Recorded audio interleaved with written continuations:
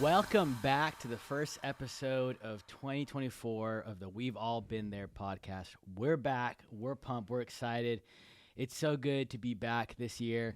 My name is Maximiliano Striplin. I get to be the youth pastor here at Life Gate Church, and I'm joined with my pastor, Pastor Chad Benson. What's up, Pastor Max? How you doing? Hey, man, we did it. We made it a whole year. Yes, Last sir. year, it's been 1 year ago. We were sitting in here with our very first episode. Come on. And we said we were going to do it for a year, and we did it. And we did it. So, I mean, I didn't hit all my goals. I don't really make resolutions, but I didn't hit all my goals. But I hit that one. We hit that one. So yeah, we did. Pretty exciting. So now it's episode 13. Man, Whoa. Let's go. Ready to Whoa. go. 2024 is awesome. But before we do that, I mean, how was your break? How was your Christmas? How was all that kind of stuff? Did you have anything, like maybe favorite gift or favorite memory or moment or something like For that sure. at the holidays? For sure. Well, I was blessed this season to be able to go home for New Year's since we did online service. So I got to go home and hang out a little bit longer with my family in Oklahoma. Usually the way it works, Sunday's always coming. And so it's hard to get out of work and then, be back in time. And so it was just good to be able to relax and spend an extra couple of days there at home. It was a lot of fun. Got to hang out with my parents and then see both of my grandparents there. And then for my gifts, I got some really cool pants from Amy. Amy knows, She knows Amy what you knows. like. Were they from Zara? No, but that was a good guess. That was a good All guess. No, but they were from Aloe, which is in Fort Worth. Yeah. But yeah, I mean, some cool pants. I got some earphones for my grandpa, which is super great. And then just some stuff from my office. So All right. I'm just trying to deck out my office. And so I may never want to leave at a certain point. Yeah, I like that. Just keep decking it out. That means you're going to stick around. Work a little longer. Like it. What about you? Did you have anything? We had a great Christmas. In fact, you just reminded me of that, when we had the online only service. Yeah. That's so nice for everybody. But boy, it was so weird too. That morning, I posted something on my social media about it, but just that morning waking up and going, so weird that we're not having service and feeling a little bit of guilt. Like, why are we not, And some churches and some of my friends did have church on that Sunday. And I don't know why this year it was different than other years where I didn't feel that, but I did feel that a little bit. But the Lord kind of helped me to see that it was a good time for rest. It was good for all of our team and our volunteers. Yeah. And then to come back strong on that next Sunday. So that was good. We had a great time. With our family.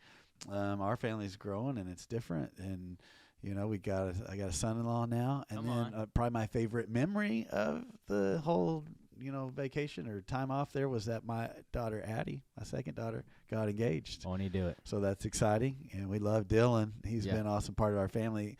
They've been dating for 3 years or so, a little more than 3 years, and so we've gotten to really know and love Dylan. But gonna have another person in the family. Pretty cool, yeah. And then the other thing that's weird is that both the girls, they're grown, and so they were with us Christmas morning, and then they went off to do their own thing. Be with their other side of the family. Yeah. And so it was just me and Amber and Easton, who's 8. Yeah. And man, I'm telling you what, we got way out of our routines and our disciplines, and we ate more than we should have ate, and stayed up later than we should have stayed up, and slept longer than we normally do.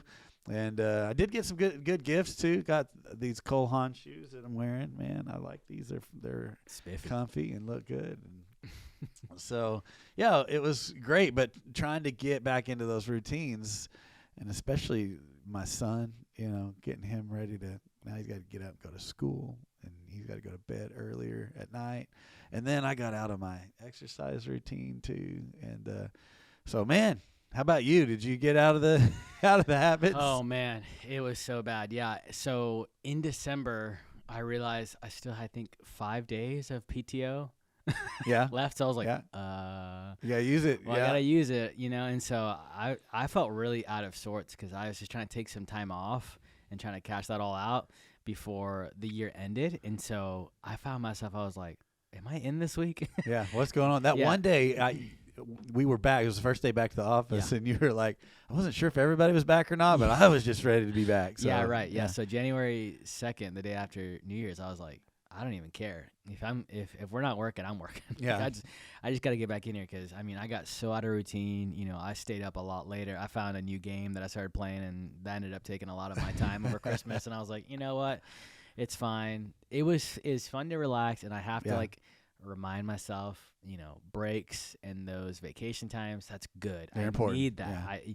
It's okay to feel maybe a little lazy, still being intentional in my time of rest, but just being okay, and so I have to like almost force myself to be okay with like, I want to work on something. I want to go learn something. I want to do something, to advance myself or the ministry or something like that. And so, yeah, it was good to be back. And now trying to get back on the wagon to get on the gym and all the different things. Yeah, and we started the year with the fast, and I know we just finished that up, and then some of you guys are kind of taking a little deeper into the.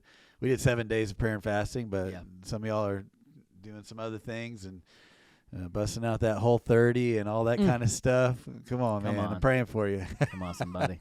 But it got me thinking, maybe as we kick off the year, we should talk about this idea of discipline and talk about how sometimes we have all been undisciplined. It's great to take a break. I think it's good to, especially that time of year, that week between Christmas and New Year when you're like, I don't even know what day it is. And you're just, that's okay, But then as you start going to the new year, you start thinking, man, I need to get back into disciplines, and disciplines are important, and those habits are important. And we've all had those times when we kind of slacked in those areas. And so now as we go into the new year, we thought great way to start would just talk about we've all been undisciplined and how do we, get into our disciplines. And some of you that are listening, maybe you as you're beginning the year, you're thinking about habits and goals and resolutions, and maybe by this time this comes out, you've already broken some of those resolutions. You know how that goes. We talked about that last year about quitting and wanting to quit and things like that. But, I started thinking the habit that really is going to bring the greatest change in our lives through this year is that habit of spending time with God. And so that's what I thought we'd talk about, like how did we create that habit in our lives and that discipline in our lives and grow in that relationship as well, because it is a habit and it is a discipline, but it's also a relationship. And so I heard this, good mentor friend of mine, Pastor Darius Johnston, gave me this equation one time, and I thought, man, this is so good. But the equation for impact, he said, goes like this, is that it's intimacy plus identity plus instruction equals influence, and then influence over time eventually equals impact. And so I liked that because basically what he's saying is, it's the intimacy of whose am I? It's that connection with God added together with identity, which is who am I? That confidence in who I am in Christ, added with instruction, which is what do I do, and the competence to learn in the things that I do. When you know whose you are, who you are, and what you do, when you have connection with God, confidence in who you are, and competence in what you do, then that ends up growing into impact and eventually into influence and long-term making a difference with your life. And so it starts, though, with that first one, that intimacy, that whose am I, and to have that connection with God. So all the other stuff starts with that habit. All the other habits are an overflow or an outflow of that relationship with God, that intimacy with God, that devotional time that we have with God. And of course, we're talking in this, on this podcast to people that are in ministry. And our ministry should be an outflow of our personal relationship with God. In fact, Jesus said it like this, said, the most important thing of all is to love the Lord with all your heart, soul, mind, strength. And then out of that overflow of your love for God is going to come this love for your neighbor as well. And so thought we would talk about that just a little bit, because here's what I know is that it's easy sometimes when you're in ministry to kind of lose that intimacy, kind of lose that edge. I think about that story, that guy in the Old Testament where Elisha is building this prophecy school. They're doing ministry, and they're actually trying to build a building for the growing ministry, and they're being faithful in that. But then he's chopping the trees, and then the axe head flies off into the water. And I've preached that before, but it's that whole idea of like you can even be in the middle of doing the ministry and lose that edge or lose that sharpness or that focus or that discipline or that connection with God. And so I thought, let's talk about that. In fact, Max, what do you think? Why do you think that people lose that edge or that people struggle with the discipline of time with God, especially when like we're in ministry? You would think that would be natural, but I saw even a statistic recently basically saying that most pastors and leaders even struggle with this area of their life. They don't pray Yeah. and they don't read their Bible like they probably ought to. And so why do you think that's such a struggle for people? Yeah, I didn't know that, and that's actually going to be really great as we talk about it. But I think sometimes we have intimacy issues. Yeah. I think, call it what you want, whatever background you may have come from, whatever cards you've been dealt, whatever trauma you've dealt with. I think it's easy for us to say we want to be in a relationship with God, and then we actually get into a relationship with God. Yeah. When I was in school, like in high school and middle school, I remember me and my friends would talk about this thing called the chase. Okay.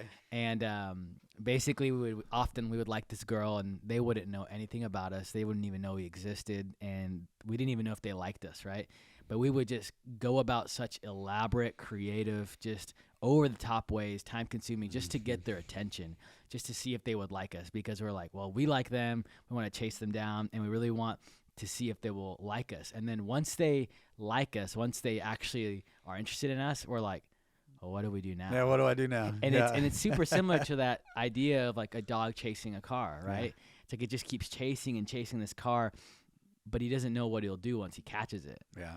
And so for a lot of us, it's like that with God. Once we have him, once we're actually in a relationship with him, we can lose interest. Like we realize, oh, this is going to take some work. Yeah. Now I'm actually in it, and it requires more than just the chase, more than just the flash. It requires me to actually be intentional about what I'm doing. And I think we especially struggle with this in ministry and not even realize it because we're doing things for God and we're doing things around God. And so one of the most intimate relationships we have in our life, which is our marriage, we can so easily lose intentionality with our husband or wife or however, and you can just become roommates. Yeah. And man, like that's just such a shame that you would have one of the closest relationships you're going to have in your life, and you can just go through the motions, and now all of a sudden, like you're just roommates.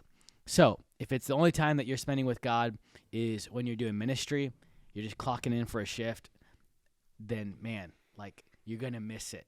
But when you're intentional about spending time with him, that's when you build that intimacy. Yeah, I think that's so true. I think especially in ministry, we can actually equate doing ministry with, being in connection with God. We think, well, the way that we connect with God is through doing things for God. And I think there is something about, like, part of our relationship is that we do something for God, that we do work for God. I mean, that's part of your marriage, is that you do things to serve your spouse. Yep. And so part of our relationship with God is that we do things to serve him, but there's so much more to it than that. And so, I think you're right. I think we don't sometimes know how to be in intimate relationship with God. We don't realize that, or any kind of relationships really, that they take work and they take sacrifice. And sometimes we can even be doing the work of the ministry, but yet not having the connection with God that we really should be having, or that we really long to be having. And so I thought, well, let's just talk about if someone is struggling with the discipline of connecting with God, then what do we do? How do we do that better? And so I just thought, hey, kind of what I do is try to break it down into easy, practical points and thoughts. And so I put a couple of them together on how to grow in the area of your connection, your personal relationship with God, your time with God, that discipline. So the first one I put was give it focus. Got to give it some focus. Focus your time and your energy on God. And, if you want to stay sharp, I think that you got to give your devotional life your best focus. Mm-hmm. In fact, I put down here, I didn't say do it first. Mm-hmm. I said give it focus. Now, do it first would also start with an F, so you got to be alliterated there. But the reason I said give it focus instead of do it first is at least for me, I'm not at my best first thing in the morning. Yeah. Some people are. I'm not necessarily. I'm not the most focused when I first wake up in the morning. And I used to feel really guilty when someone would talk about, I get up in the morning, 4:30 and 5 o'clock in the morning, whatever, spend time praying. And I'm sitting there going, I don't. The only time I get up at 4:30 in the morning is when I got to pee, not when I have to pray, So, I mean, I would feel guilty, like, oh man, I must not be very spiritual because they're getting up so early and I'm not doing that. But to me, it was that truth is I have woken up at 4:30 in the morning to pray before, but it didn't last very long. It wasn't sustainable for me because that's not when I was at my best. So I might have been giving God my first, but I sure wasn't giving him my best. And so here's the thing is that I think it's great if somebody wants to get up 4:30, 5:30, 6:30, whatever in the morning, if that's what works for you and if you will do it consistently. But if you won't do it consistently, then it's better to give God a different part of your life, the time that you can give him the most focused part of your life. And here's what I also discovered is a lot of those guys who say I pray at 4:30, 5:30 in the morning are the same guys who are asleep in their recliner at 7:30 at night. I mean, and so that's just the rhythm of their life. And so I realized, hey, how do I make this part of the best rhythm of my life? And so I'd rather give him my most focused and my best time. And so don't get me wrong, I do believe in the principle of the first. Yeah. I do believe that's very important. And so sometimes even first thing when I wake up, I'll grab my phone and I read through the 1-year Bible. And so I do that first. That's not necessarily my prayer time. That's just, I do that because I want to put God first. But I'll be honest, a lot of times I read and I don't even remember what I read because I'm not that focused first thing in the morning. But every morning when I get to the office, very first thing that I do when I get here, if you try to come to my office at 8:30 in the morning, the lights are out. I got my headphones in. I'm praying. I'm spending time with God. I'm reading my Bible. I'm focused because that's the best part of my day. And it is at the first of my office day, and I give him that first and that best part. And I think that's an important principle in Proverbs chapter 3, verse 9. In the Message, the Proverbs writer says, honor God with everything you own and give him first and the best. So I like to say, if you're gonna work on your devotional life, then start with just giving it focus. What's the most focused time of your day? Yeah, for sure. I always hear this thing from students or young people, and they just say, I just don't have time. Yeah. And what I've come to realize is that life only gets busier, right? When it comes to family, you have kids, you have a job, you're involved with different things, and life just can only keep getting busier. So it's not a question of I just don't have time. It's how important is this for you, right? How much does this matter to you? And something that I love that my dad did growing up when I was a kid is before my mom or I were even awake, he on the weekends, he would just spend like an hour or two just with the Lord. Him in his recliner chair in the living room, he would just spend time with the Lord. So I remember I would wake up in the morning and I would go to the living room and I would find my dad spending time with the Lord. And it was this thing that I just didn't realize in the moment, but my dad was a very busy person. Like he worked a lot and he had a really hard job. And so he would come home and he'd be tired. He'd wake up really early and he'd stay late. And so during the week, it was harder to see the focus, but it was during those weekends that I saw focus looks different for everybody. Yeah. You know what I mean? Because everybody's schedule is different. And for me, my schedule may be 8 to 5. Mm-hmm. You know what I mean? But for somebody else, their schedule may be they go in, at night and then they're there till the morning. You know what I mean? And so it looks different for everybody, what everybody's first and what their focus looks like. And what I realized from my dad is that over the weekend, every week, he would spend that quality time with the Lord. And I would see, man, focus looks different for everybody. And so I know for myself, that's something that I have found some solace in, that if every day I can't find that specially carved out time because my schedule is crazy or hectic or whatever, because of work, family, or different responsibilities, the fact that he would make the time that he did have, the day that he was off, he would be so intentional about focusing. That's good. Which is awesome. That's good. So you got to give it focus, and that may be first thing in the morning. It may be on the weekend like your dad. It may be first thing when you get to the office. And you should be intentional about that. But what's your best and your first that you can give to God? Second thing is keep it fresh. Yep. And I think this is so important because it doesn't take long, I don't think, for a routine to actually turn into a rut.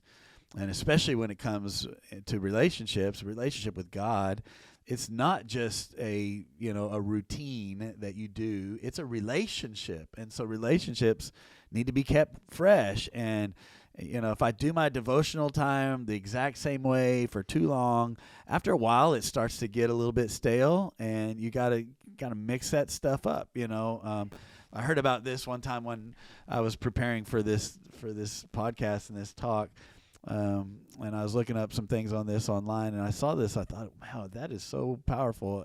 They said, if you're bored, God's bored. And I thought, wow, I never thought of it that way, but is God bored with our time together? Yeah. And if you're going, man, I'm kind of in a rut, then God might be going, hey, I'm kind of bored with this too. We need to mix this thing up, right? Yeah. So just think about it. Is my devotional time boring to God? And if so, then I need to freshen this up. So I just wrote down a couple thoughts. How do I keep my devotional life fresh? A few ways that work for me, and then you may have some to add to it, Max, as well. But one is that I'll change Bible versions. And so, if I read one version from the Bible too long, it starts to be like, well, I've heard that before. Yeah. It sounds so familiar, and you can read it without even really getting much out of it. And so every once in a while, I'll just change, and it's handy because I've got the app on my phone, or BibleGateway.com. I'll use that as well. And you can, with a couple of clicks, you can change. Yeah. You can have every version basically that's available out there. You don't have to, have this library of all the different versions, because they're all right there at your fingertips. Right. And so you can, sometimes I'll just change versions, and a verse that I've read a million times just start kind of coming alive. Another thing is sometimes I change places. If I'm always doing my devotional here in my office, then I might need to change it, move it to a different place. Yeah. I know even during prayer over this last 7 days, when we were 6:30 in the morning and 6:30 in the evening, I always went to that same place, the top of the risers, but after a while, that can become a rut, and so sometimes you got to go, okay, I got to move it from my office out to the porch, or I got to move to a different part in the auditorium when we're in our prayer time, or whatever, and just changing that up. I like what Mark Batterson says. He says a change of place and a change of pace equals a change of perspective, and it's so true. And so I think that's important. Is sometimes you just change Bible versions, sometimes you change places, sometimes change methods over the years, especially when it comes to like my Bible study or my devotional time. I've had to change up the methods and the way that I'm doing it from time to time. I mentioned Pastor Darius earlier. He's been a mentor in my life for a long time. And I remember it's about 15 years ago or so, we met together, and I was just talking about, man, I just feel like I'm in such a rut where our church is stuck and I can't seem to get going or whatever. And he said, well, hey, how's your devotional life? I said, well, I do it every day. And he's like, when's the last time you changed it up? I was like, well, I didn't do that. I just do the same thing every day. And so he gave me a devotional book, and he said, hey, try this. So I read that book, and it really brought things to life for me in that moment. And so I did that for a while, and I changed it to something else. And so I just, like, over the years, I've used stuff like the 1 Year Bible. In fact, it was through the 1 Year Bible that God spoke to us about coming and planting this church. That's been 19 years ago now. That's crazy. But anyway, then over time I started going, hey, that's a long reading. And so I started reading like shorter versions and shorter verses for the day, and then started doing the SOAP Bible study method. And some people are familiar with that. Scripture, observation, application, and prayer. It comes from a great book called The Divine Mentor. That's where I got that from. So if anybody wants to look that up. Then I started doing one where I would read until God would just like give me one word for the day. We always do like one word for the year. Yeah. But 1 year I decided I'm going to have one word for each day. And so I would read my Bible, and then I would use a SOAP method or something like that. But then I would try to boil it down to like one word, because I thought, man, I can remember one word today. Yeah. When I might not remember everything that else that I studied. So I did that for a while. I've done ones where you look at a passage and you try to pull out the attributes of God. I've prayed through the Lord's Prayer. Done that many, many times. I've prayed the Psalm 23. There's lots of attributes of God in Psalm 23 that you can use that as a prayer outline. I've done guided meditations and podcasts. I mean, I think it's just important to just keep it fresh, keep mixing it up. Here's another one. Sometimes just get moving. Mm-hmm. Sometimes, just getting outside, taking a walk, getting your body moving. I know for me, like even when I'm praying here in the office or in the auditorium or something, I walk around back and forth. I pace back and forth because it's something that's somehow it's connected between my body moving and my mind being able to focus. And a lot of times when I'm just sitting still, your mind starts to wander. And so those are some ways that I try to keep it fresh in my devotional life. Yeah. Yeah, another thing I would say would probably be make it challenging. That's one of the things that I talked to you and Pastor Josh about was this Bible class that I'm taking. They're doing the Bible in a month. And I've never that's crazy. You were telling us that the other day. I've never heard of anything like that before.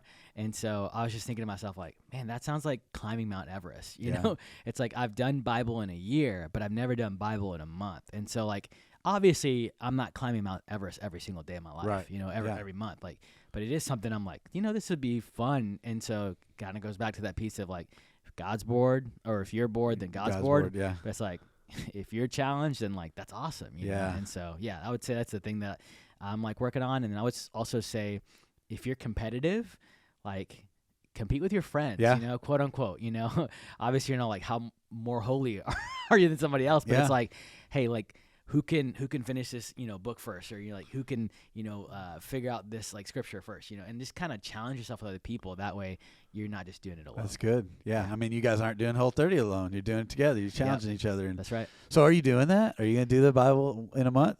You read the whole Bible in a month? We'll see. You going to try We'll it? see. Yeah. I'll fill everybody in. Okay. Next month. Next we'll episode see. or the episode after that. I'm waiting for them like to release like their like plan or whatever. Yeah. And they haven't done it yet. So if they do, yeah, I think there's a key on that. I may be like radiating. You might be, yeah. You'd be like, glory. Oh. But I think there is a key on the challenging part. Yeah. Like it has to find the sweet spot, because if it's so challenging, sometimes you can get overwhelmed and just give up. Yep. Like because it's this is just too much and I can't do it. But if it's not challenging enough, then it doesn't keep your interest either. And so finding a good sweet spot that does challenge you in a way that is like, this is hard and I want to do it, but it's not so hard that I get, overwhelmed by it and I don't even start, or I started and I quit because it's too hard. So finding a good kind of midway point there that's just that right sweet spot is really, really important. And so if we're going to grow in our devotional life this year and we're going to be disciplined in this area, then we're going to have to give it some focus. We're going to have to keep it fresh. We're going to have to make it flexible. That's the third one. Make it flexible. Come on. I think it's important here the main thing I wanted to point out here is just give yourself some grace. Yeah. If you miss one day, just don't miss two. I think sometimes we can like really beat ourselves up, and then we beat ourselves up so much, and you get into that perfectionist mindset. Totally. And perfectionism, it really just paralyzes us. And so it's okay. Like, okay, I started this program, or I want to be disciplined in this area. I missed a day. Well, just, hey, start over again tomorrow. Just don't miss two. I like what somebody said. They said, give yourself grace, but not excuses. And I think there's a huge difference. I think sometimes we can just start making excuses. Well, why I didn't do what I said I was going to do. That's a whole different thing than giving yourself a little bit of grace. So don't be legalistic about it. I think it's better to read 1 or 2 verses a day and pray in your car than it is to not spend time with God at all.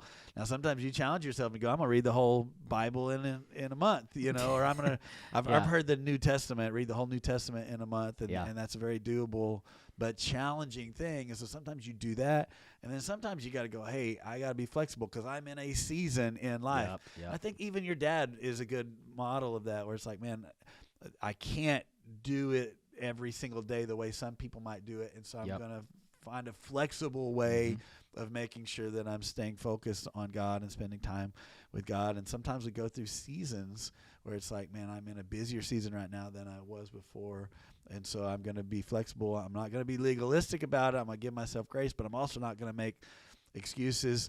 Sometimes it's going to be like, I don't feel like praying or spending time with God today, but something I've learned is that it's always easier to act your way into feeling than it is to feel your way into acting.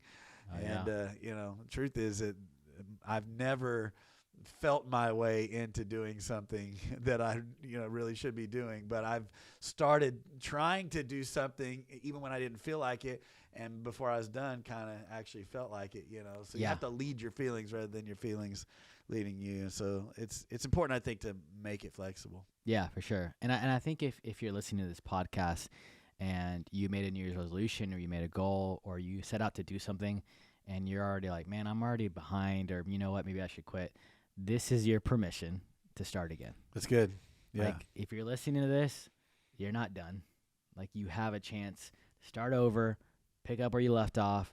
And for our church, the word for this year is new. Mm-hmm. And we're not just believing that for our church, but we're believing for anybody that we get to influence and be a part of their lives. And so as the We've All Been There podcast, you're part of this church's life of believing that God has something new for you. So. Yeah. Who says you have to wait till a new year to start something new? Yeah, absolutely. And just because you may have started it at the beginning of January and then messed up, well, you don't have to wait till 11 more months to start again. Yeah, right. You have his mercies are new every morning, so you have an opportunity to continue to start afresh and anew every moment. Really, not even every morning, every moment. Yep. So we're gonna give it focus. We're going to keep it fresh. We're going to make it flexible. Number 4, we're just going to do it faithfully. I think about people who had great influence. I think about in the scripture, I think about Daniel, the influence that he had. I mean, over 3 different kingdoms. I think it was 3 different kings they had influence in, and they kept calling this guy in to interpret dreams and to give advice and to give wisdom. And he wasn't even from that country. He was an outsider. He was a Jew in a different kingdom. But over and over, they kept bringing him in. And why I think he had that influence is because he had a faithful prayer time, a faithful prayer life. I mean, the Bible talks about every day, 3 times a day, he would open up his windows and he'd kneel down and he would pray. And so that's the thought that I have about, being disciplined in this area of our devotional and our time with God is there's a compounding effect. And so one moment with God can change your life, but honestly, it's not the one moments that really bring about the biggest change. It's the intentional, regular, faithful, over and over moments of life that if I spend time with God every day for a couple of days, it doesn't make a huge difference. But if I do that for a lifetime, man, it's just incredible that if you are faithful with that, how God can use that and it can change you and it can end up changing people around you. Yeah, for sure. I always hear, and this is like video game world, so I'm going to relate it to us, but people will often ask the question, how do I get better? Or how do I hit this rank? How do I reach a certain level?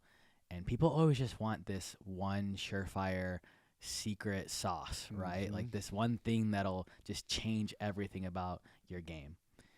And I just think about what Pastor Scott said when I was at the Oaks. And he would always just talk about faithful, faithful, faithful, yep. faithful, faithful. Just keep being faithful, yep. and eventually it will lead to fruitful. And it's the same way when I'm playing video games. Like, well, if I want to get good, there's no secret sauce. Mm-hmm. I just got to keep at it.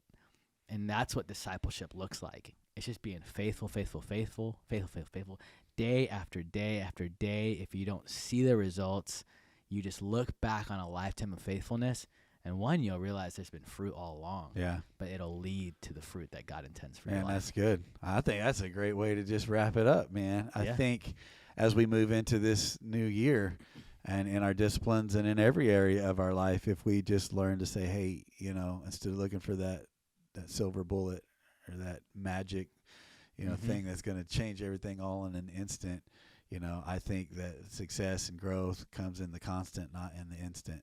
It's in the over and over and over, faithful, faithful, faithful, like Pastor Scott would say. And eventually you wake up one day and you realize, wow, fruitful. Mm-hmm. And so that's what our prayer is for everybody that's watching and listening, that we continue to do our best to try to be faithful here, and that you keep growing and being faithful. And this year's going to be a great year. It's not going to be a perfect year. It doesn't mean you're not going to have some struggles or some ups and downs or some things that you might go through, and sometimes when you might feel like quitting, or you might feel like, I don't know what I'm doing, or I need to start over again, fresh and anew. But here's what's the great news is that God is going to be with you the whole time, and he's using it all for your good and for his purposes in your life. And so we're with you too, excited about what God wants to do over this next year. Thank you for watching, listening, the We've All Been There podcast. Be sure to get out there and share it with your friends, subscribe, like, do all that stuff so that more people can hear the message of we've all been there and we can do it together. We'll see you next month.